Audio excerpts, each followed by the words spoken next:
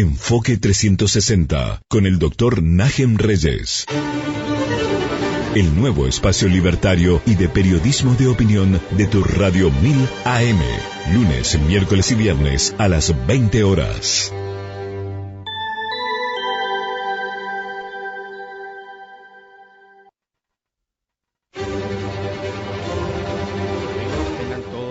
Noches y bienvenidos una vez más a esta emisión de hoy viernes 25 de febrero. Estamos ya desde la ciudad de Asunción, los estudios de Radio 1000, transmitiendo en vivo y en directo. Nicolás Diursi, mi compañero, y quien les habla, Najem Reyes, hoy en La Boca del Lobo. Muy buenas noches, Nicolás, y bienvenido como siempre a La Boca del Lobo. Buenas noches, Najem, buenas noches a toda la audiencia. Bueno, hoy vamos a dedicar el programa como corresponde a la guerra de Ucrania con Rusia, y justamente lo vamos a hacer compartiendo entonces con ustedes la nota que publiqué el día de hoy en el diario. ¿Cómo se llama el diario, Nicolás? Informatepi.com. Bueno, y así dice: la venganza de Putin sobre Ucrania. El pasado 2014, los ucranianos estaban a las puertas de realizar un referéndum para decidir pacífica y democráticamente si se incorporaban en calidad de miembros plenos a la Unión Europea. El entonces presidente Viktor Yanukovych paralizó dicha elección, lo cual desató masivas protestas en Kiev, como en otras ciudades de Ucrania, conocidas como la Euromaidán o la Revolución de la Dignidad. La brutal represión solo generó una mayor escalada de las protestas, lo cual obligó al Parlamento el 22 de febrero de 2014 a aprobar por amplia mayoría, 328 votos, la destitución del presidente Viktor Yanukovych, más la convocatoria a elecciones presidenciales para mayo de ese mismo año. Pese a que Yanukovych señaló que la destitución fue ilegal y que no abandonaría Ucrania, finalmente huyó a Rusia. La caída del presidente prorruso Yanukovych abrió las puertas a una verdadera democracia en la nación ex-URSS. Con libertad y sobre todo el espíritu occidental inundó la vida de los ucranianos. Pero esa alegría duraría muy poco, pues la respuesta del presidente de Rusia, Vladimir Putin, no se hizo esperar. Poco más tarde de la caída de Yanukovych, el presidente Putin le pasó la factura a los libertarios ucranianos. Rusia invadió Crimea, con el artilugio que dicha invasión fue realizada bajo el marco del derecho internacional para preservar la vida de los ciudadanos rusos que residían en dicho territorio, así como también para salvaguardar la integridad de las bases militares rusas emplazadas en la zona.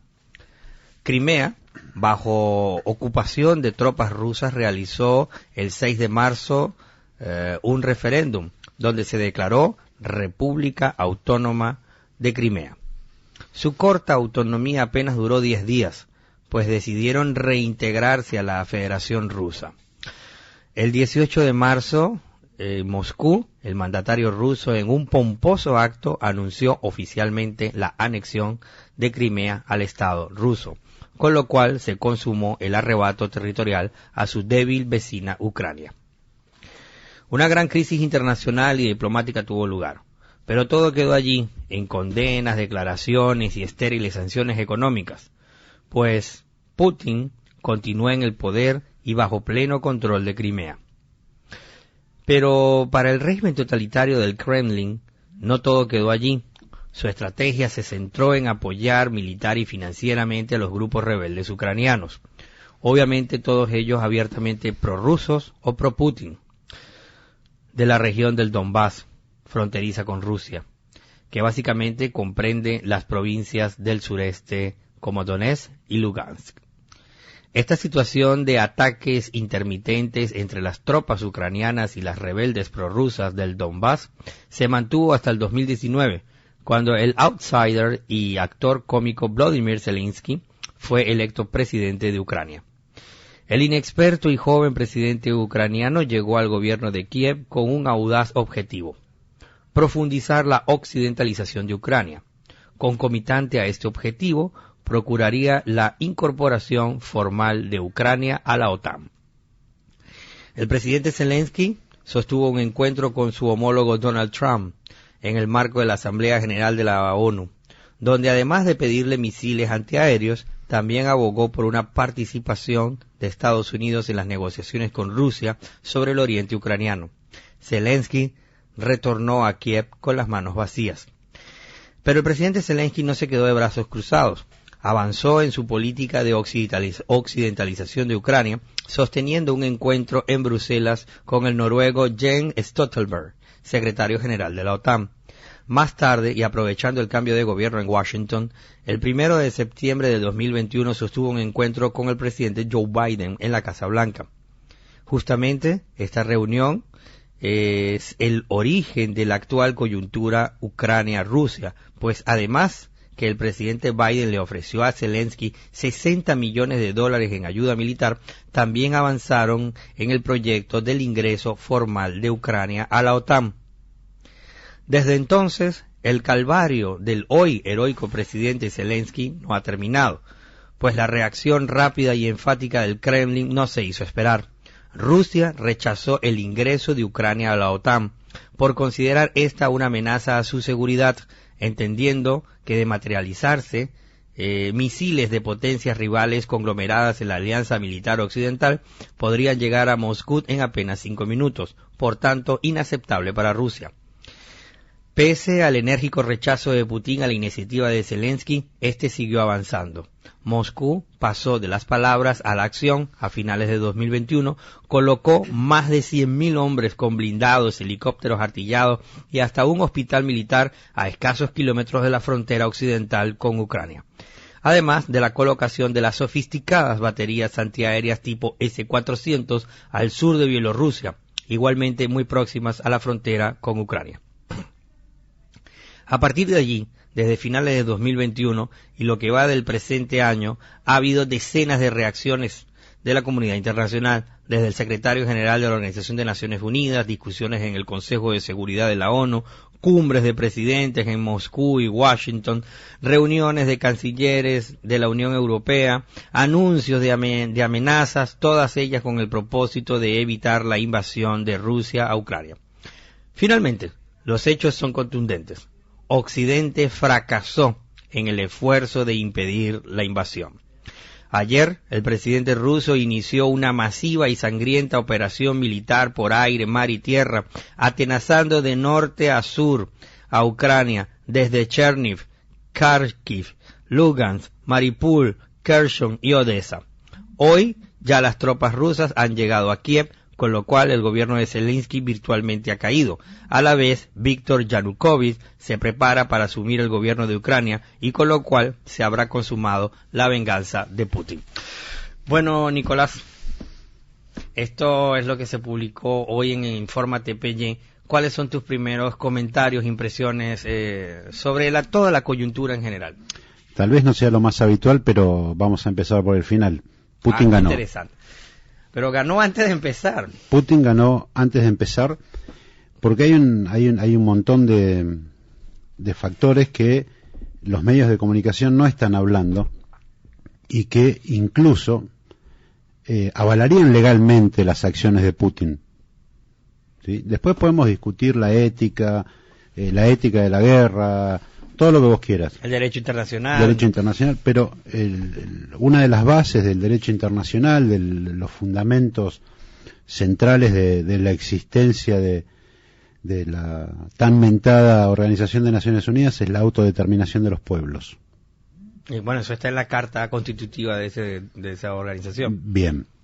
A partir de ahí podemos decir que tanto la República Popular de Donetsk y la República Popular de Lugansk hicieron elecciones y se autodeterminaron. Hay un dato que... Y eso está en el acuerdo de Minsk. Efectivamente quería ir contigo a eso. Hay un dato que no ha sido poco explicitado por los medios de comunicación, y es que cuando nos retrotraemos al 2014,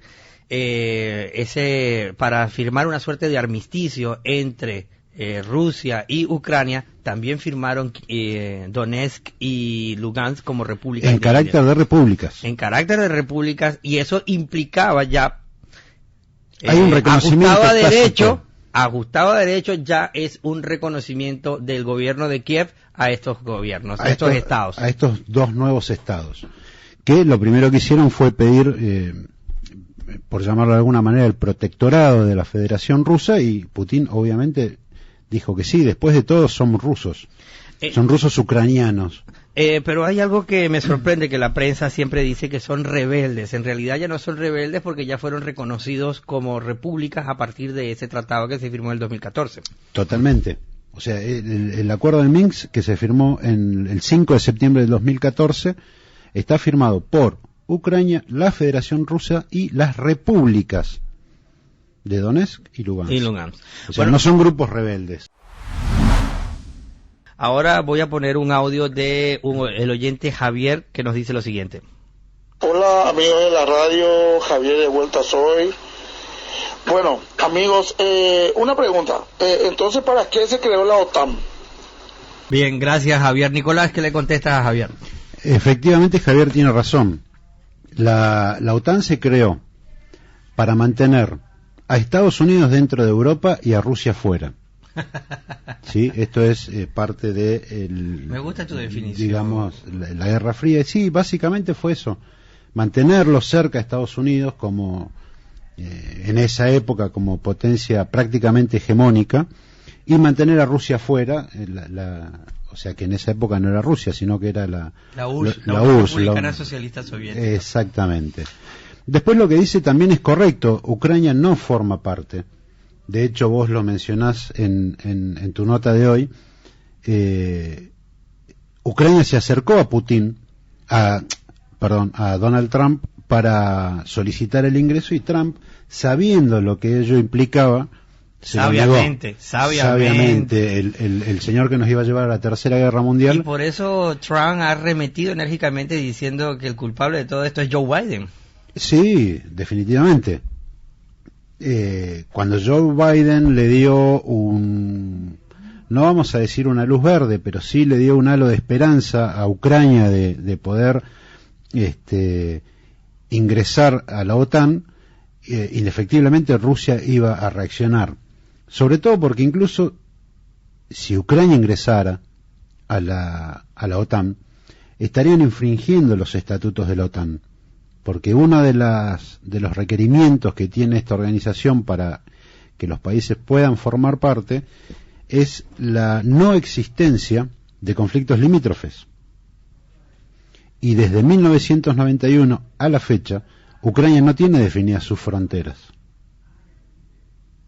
Entonces, ahí vamos a entrar en una gran laguna jurídica dentro del derecho internacional, pero también nos escribe Raúl y nos dice: buenas, muy interesante escucharlo, no como esos otros periodistas que dan sus opiniones sobre supuestos creyendo tener la verdad.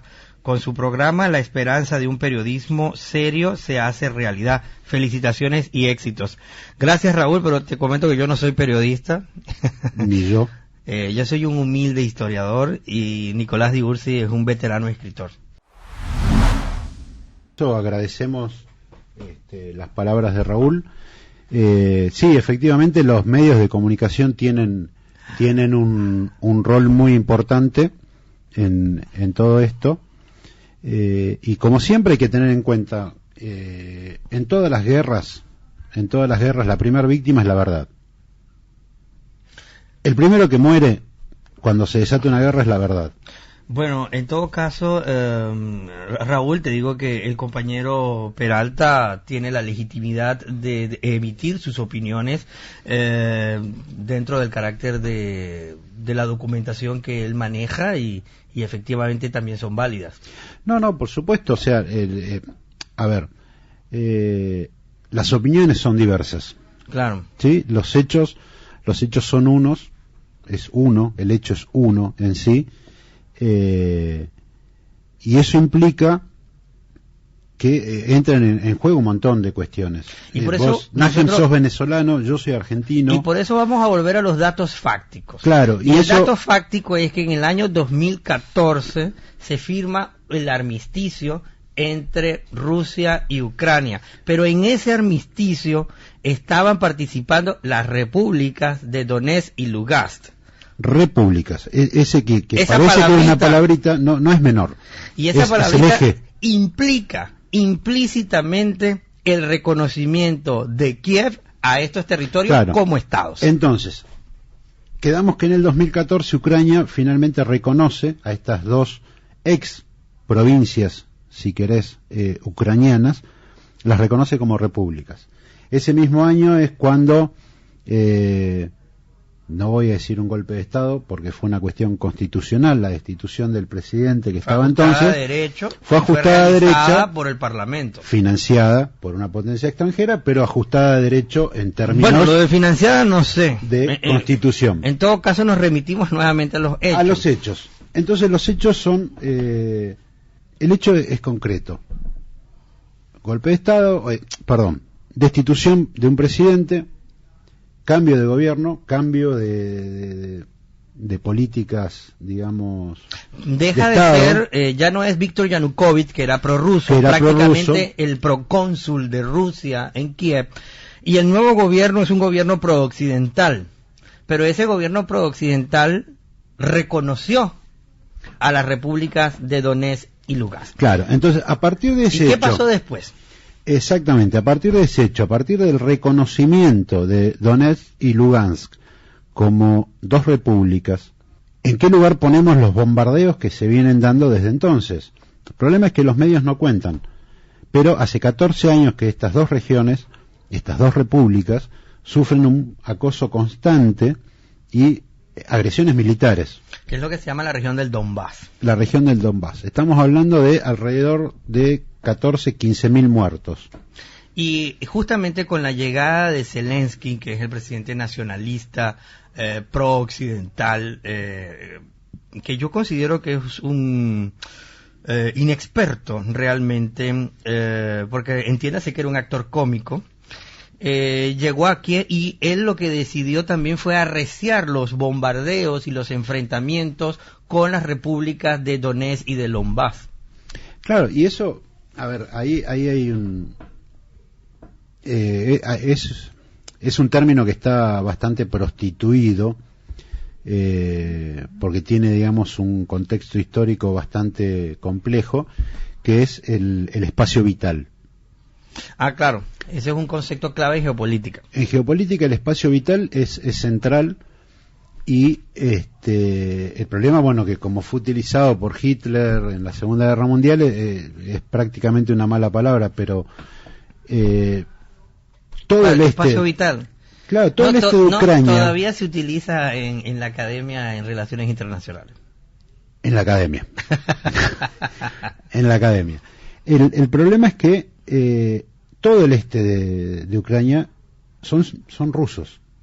Son rusos ucranianos. Exacto, son rusos ucranianos, y 1/3 de los habitantes del Donbass tienen pasaporte ruso. Claro. Entonces, yo te pregunto, ¿está Putin invadiendo o está defendiendo? Bueno, ajustado estrictamente a derecho, el ingreso de las tropas rusas a las repúblicas de Donetsk y Lugansk no se puede considerar invasión. Ahora, a partir de los territorios más arriba de hoy están a la puerta de Kiev. Como hoy, que efectivamente llegaron a Kiev, y además de los territorios ubicados, por ejemplo, en la frontera con Bielorrusia, ahí sí es invasión. Y es una transgresión. Sí, definitivamente es una invasión. Pero es una guerra. Definitivamente, claro. El problema es que cuando uno analiza lo que es una guerra sentado, nosotros en este caso, en un estudio de radio, tranquilo, fresquito, es distinto. El tema es que Putin, para mí, esto es una opinión personal, muy personal, Putin no es el culpable de este conflicto. O sea, hay un concepto que es bastante claro, que es acción y reacción. Bueno, uno accionó y uno reaccionó. En una guerra no hay un único culpable. No hay culpables y no hay inocentes tampoco en la guerra. Pero me refiero al término de que uno accionó y uno reaccionó. ¿Sí? Porque este no es un conflicto nuevo. A mi juicio es la continuación de lo que se inició en el 2014. Es el segundo capítulo. Claro, y antes también. Desde el 91 con la bueno, caída de la Unión Soviética. Cuando se separan de la Unión Soviética. O sea, entonces es el tercer capítulo. Claro, es un conflicto antiquísimo, el de Ucrania y Rusia. El problema es que no salía en la tele.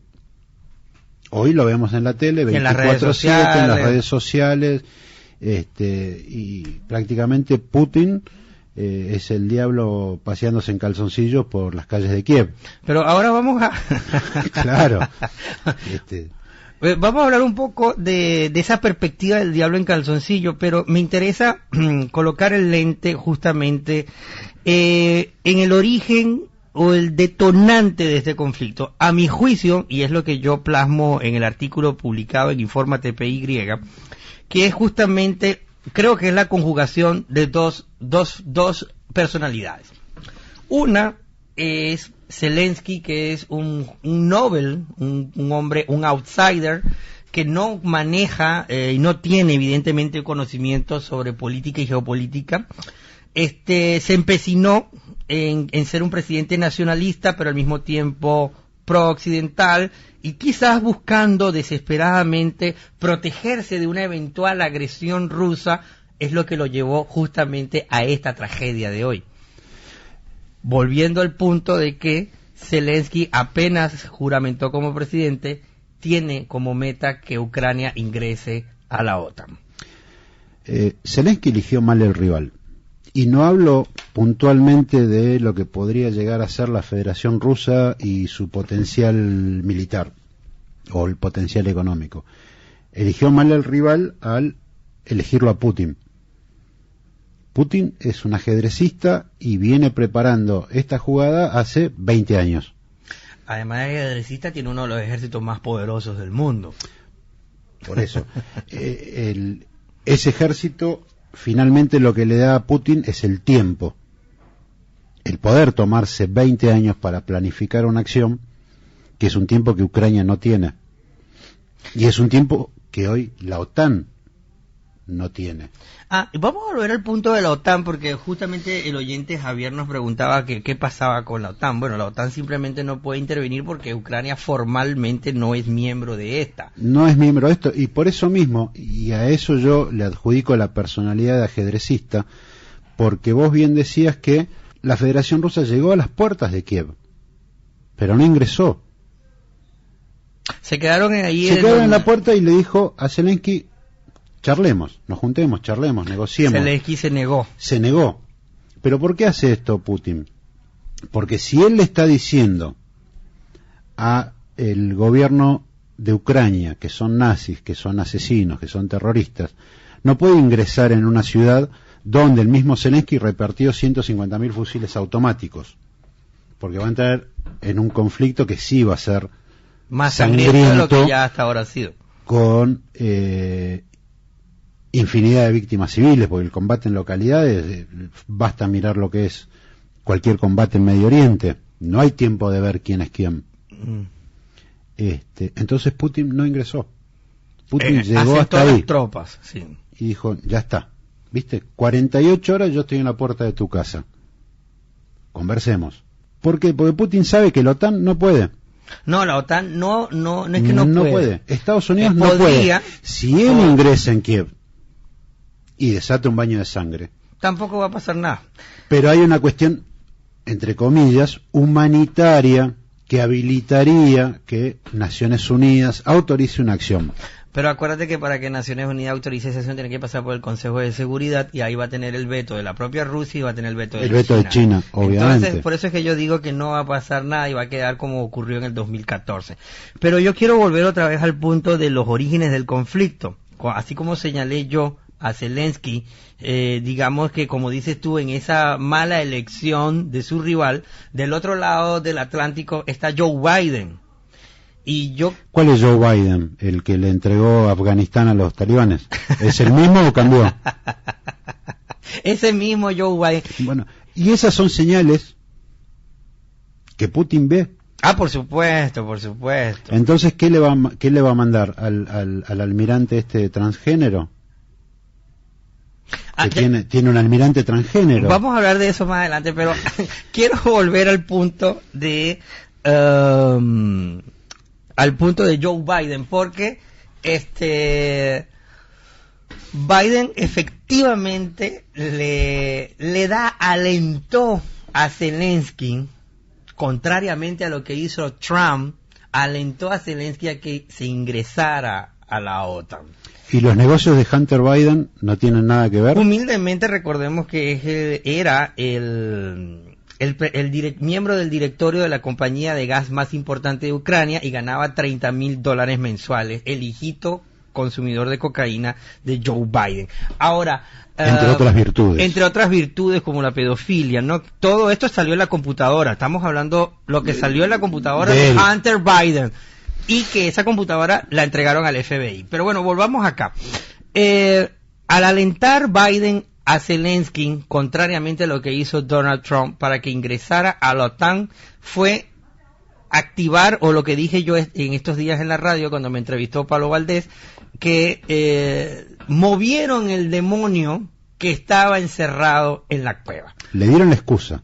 Para que saliera el demonio, así como en la película, creo que el escorpión. Claro, a ver, si se hubiesen mantenido, si hubiese mantenido el statu quo que existía en la región, nada hubiera pasado. Nada de todo lo que estamos viviendo hoy estaríamos viviendo. Yo personalmente me atrevo a decir que si Zelensky hubiera sido un poco más inteligente, terminaba de establecer relaciones diplomáticas entre Kiev y las dos provincias del Donbass, por ejemplo, y se olvidaba de la idea de ingresar a la OTAN, por ejemplo, lo que está ocurriendo hoy no hubiera pasado. No, definitivamente no. Me vas a explicar, mi querido Nicolás Di Ursi, si se puede considerar que la occidentalización de Ucrania implicaba también unirse a esta gran política frívola del mundo occidental. Vamos a ponerle un poco más de tabasco a esta discusión de hoy viernes. Mira, se asusta José. Bueno, vamos a hablar de las paradojas de este conflicto, porque han habido paradojas. Por ejemplo, el presidente de Hungría se reunió con Vladimir Putin antes del conflicto y eso significa que le dio un respaldo a Putin. Del otro extremo en Latinoamérica, Bolsonaro... Y Víctor Orbán es miembro de la OTAN. Y es miembro de la OTAN. Vladimir Putin recibió a Jair Bolsonaro justo en plenas tensiones de esta crisis. Y hoy Bolsonaro se negó a firmar un comunicado a nivel Mercosur condenando el conflicto. No vamos a llamarlo invasión todavía. Bueno, ya es invasión. Ya al haber tropas de otro estado en la capital de un país, ya es invasión. Hay que te voy a dar ahí para que escupan la palabra invasión. Y lo otro que te iba a decir, también paradójicamente el mórbido y elefantiácido presidente con obesidad mórbida Nicolás Maduro ha dado elogios a Vladimir Putin, de tal manera que podemos ver que tanto la extrema izquierda como digamos la derecha están respaldando a Putin. ¿Por qué ocurre eso a tu juicio? Como te decía en la reunión de producción, Vladimir Putin es un enigma. ¿Cómo que un enigma? Es un enigma porque es antinazi, es anticomunista, es anti-Agenda 2030, anti-LGTB, pro-vida, pro-familia, y a su vez odia Occidente. Ajá, entonces al ser anti todo eso, ¿puedes repetir lo que me perdí? ¿Pro familia? Es pro vida, pro familia, anti LGBT, anti Agenda 2030, anticomunista. En síntesis, anticomunista entre comillas. Yo lo veo más cerca, si vos me apurás, del zar Nicolás II que de un Stalin. Y además también es antinazi.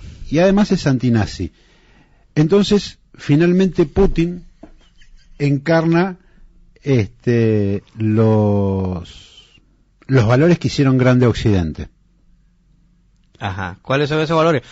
Todos estos pro y anti que él tiene son los valores que hicieron grande a Occidente. Ah, claro. Y a su vez odia a Occidente. Entonces hace que tanto la derecha como la izquierda, tanto un Nicolás Maduro como un Jair Bolsonaro, salgan en defensa. O el propio Víctor o Orbán. el Víctor Orbán, que si hay algo de lo que no se lo puede acusar es de comunista. Pero Víctor Orbán realmente increíble, siendo miembro de la OTAN, se reunió, fue el único presidente miembro de la OTAN que sostuvo una cumbre con Putin en medio de las tensiones. ¿Cómo se explica eso? Hoy Hungría y Polonia, más Hungría que Polonia, porque esta situación lo puso en un lugar bastante incómodo al presidente de Polonia, es el que encarna la derecha europea. ¿Sí? Hoy, derecha europea, vos tenés que hablar del presidente de Polonia, que no tengo el nombre en mente, tenés que hablar de Víctor Orbán y tenés que hablar de Santiago Abascal y compañía en España. Ahora, tú dices que estos valores que hicieron grande a Occidente, incluyendo la democracia, que en el caso de Putin no. ¿Hay elecciones? Pero un sistema político democrático no se define solo por elecciones. En Venezuela también hay elecciones. En Cuba hay elecciones. Saddam Hussein hacía elecciones. Sí, pero ahí hay partido único.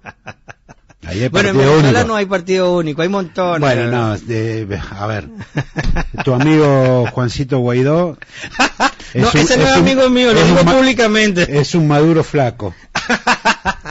Pero porque come o chupa plata, déjalo hasta ahí.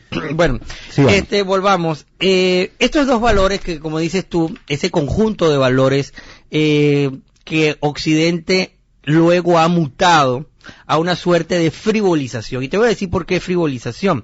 Hoy por hoy, las grandes discusiones en Estados Unidos y en Canadá es el número de baños que debe tener una escuela. Y usted me preguntará, ¿cómo que el número de baños? Bueno, es que ahora se empujaron los baños para damas, los baños para caballeros, los baños para los indefinidos, los baños para los no binarios, de género fluido y la mar en coche. Entonces, por ejemplo, esas son las discusiones, o las discusiones, por ejemplo, en Estados Unidos también son el aborto, que fue una agenda que se diseminó primero por España y luego por Argentina y luego fue subiendo por toda Sudamérica, o el tema, por ejemplo, de los matrimonios igualitarios.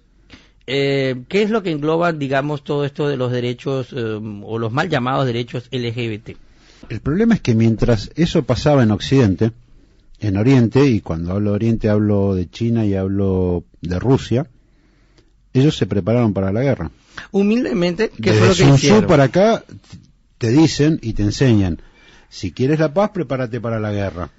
Y bueno, hay que decirle al público qué fue lo que han hecho estos. Por ejemplo, la tecnología militar china ha incrementado y ya está casi que a la par con el armamento estadounidense, por ejemplo. Vladimir Putin también mejoró sus submarinos, mejoró sobre todo sus sistemas balísticos S-400 y al mismo tiempo también modernizó sus tanques. Es decir que más, ya lo dijo hoy. Ya le dijo hoy a Biden, le dijo, bueno, vos querés meter sanciones económicas, no hay problema. Yo no voy a poder sostener en órbita la Estación Espacial Internacional. Ahí comenzó una pequeña amenaza nuevamente. O sea, hasta ese nivel, Occidente entregó las banderas. Una Estación Espacial Internacional. Entonces, es complicado predecir, por decirlo de alguna manera, cuáles podrían llegar a ser las consecuencias, los peligros a futuro, ¿sí?